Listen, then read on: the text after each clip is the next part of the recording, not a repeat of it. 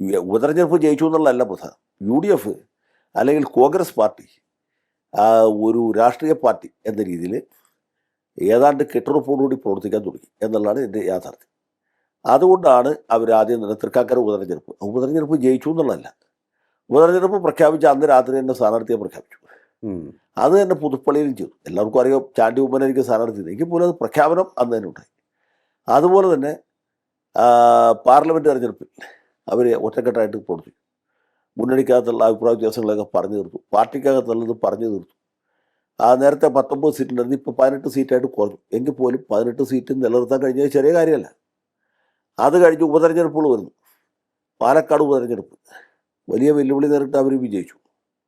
അതും കഴിഞ്ഞ് നമ്മുടെ നിലമ്പൂർ ഉപതെരഞ്ഞെടുപ്പ് അത് വലിയൊരു അജ്ഞപരീക്ഷണമായിരുന്നു. കാരണം PV അൻവറിനെ മാറ്റി നിർത്തി. അൻവർ പറഞ്ഞ ആൾക്ക് സീറ്റും കൊടുത്തില്ല.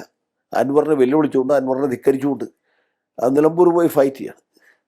അൻവറും അത് പേഴ്സണലായിട്ട് തന്നെ ഒരു ഫൈറ്റായിട്ട് എടുത്തു. പക്ഷേ അവസാനം ഇവർ തന്നെ വിജയിച്ചു. കോൺഗ്രസിൻ്റെ സ്ഥാനാർത്ഥി, UDFൻ്റെ സ്ഥാനാർത്ഥി അവിടെ നിന്ന് വിജയിച്ചു.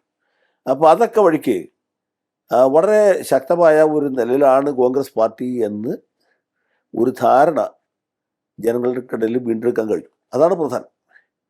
അപ്പോൾ അതിൻ്റെ അടുത്ത ഘട്ടമാണ് നമ്മുടെ പഞ്ചായത്ത് മുനിസിപ്പാലിറ്റി തെരഞ്ഞെടുപ്പ്. അവിടെ ഇത് ആവർത്തിച്ചു. അപ്പോൾ ഇനി നിയമസഭയിലേക്കും ഇത് ആവർത്തിക്കാം എന്ന രീതിയിൽ നിൽക്കുകയാണ്. അതാണ് അതിൻ്റെ സംഗതി.